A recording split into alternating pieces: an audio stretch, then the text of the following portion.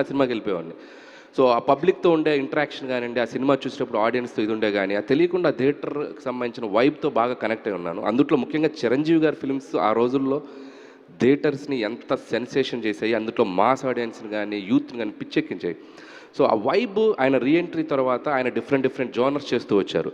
నాకెందుకో లైవ్ క్యారెక్టర్స్లో అంటే ఒక లీడర్ రాజు, ఒక గాయన్ లీడర్లో రాజారాం అండ్ గరాణంలో leader Raju, auto Johnny, so ఇలాంటి పాత్రలు అంటే మన ఇంటి పక్కన మన ఎదురుగుండే పాత్రలు ఆయన చాలా ఎక్స్ట్రాడినరీగా ఉంటుంది ఆయన టైమింగ్ అని నా బిలీఫ్.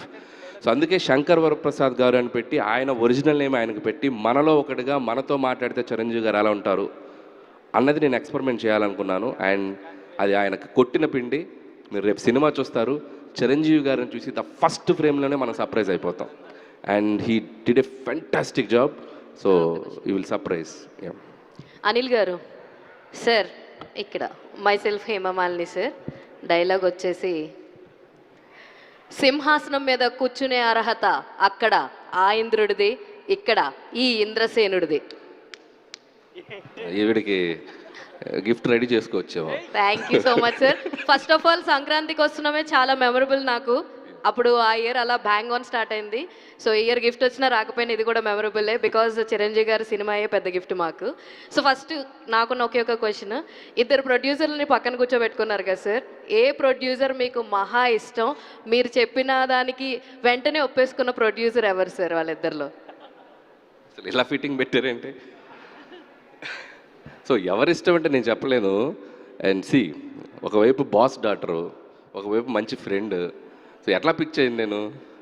సో అంటే ఇద్దరు నిజంగా చెప్పాలంటే అస్సలు స్ట్రెస్ తీసుకోరు. ఎంత పెద్ద ఇది ఉన్నా కూడా, అంటే మనకేదో పక్క నుంచి ఏదో వాల్కనో పేలిందన్నా కూడా అలా చూస్తుంటారు ఇద్దరు, ఓ వాల్కనో పేలిందా అన్నట్టుగా. అంతేగాని పరిగెత్తడం అది ఉన్న చాలా సింపుల్గా చాలా కూల్గా ఉంటారు. ఇక సాహు గారి గురించి మన ప్రెస్ వాళ్ళందరికీ తెలుసు. సో అంత కూల్ పర్సను, కాబట్టి ఇద్దరు సూపర్. సో కాకపోతే ఈవిడ ఎప్పుడు నవ్వుతూ ఉంటారు, ఈయన అసలు నవ్వడం. నాకు నవ్వే ఫేసులు బాగా ఇష్టం కాబట్టి ఈవిడికి ఓటేస్తా. All the very best sir.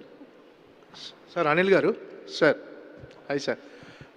First of all Chiranjeevi గారి డైలాగ్ చెప్పడం అనేది ఒక అదృష్టం.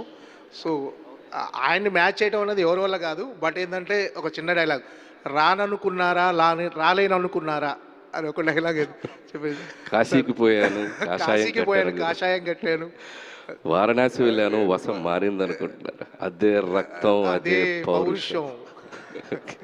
సార్ చిరంజీవి గారు అంటే మల్టీ టాలెంటెడ్. ఆయన డ్యాన్సులు కానీ, ఫైట్స్ కానీ, యాక్షన్ కానీ, కామెడీ టైమింగ్ కానీ, అన్ని రకాలుగా చిరంజీవి గారిని, అంటే చిరంజీవి గారిని చాలా తక్కువ మంది ఆయనలో ఉన్న అన్ని రకాలు ఎమోషన్, అన్ని రకాల టాలెంట్ని వాడుకుంటూ ఉంటారు సార్. అంటే మీరు చిరంజీవి గారిని ఈ సినిమాలో ఆయన స్ట్రెంగ్త్ని ఏది ఎక్కువ బాగా మీరు ఈ సినిమాలో వాడుకున్నారు?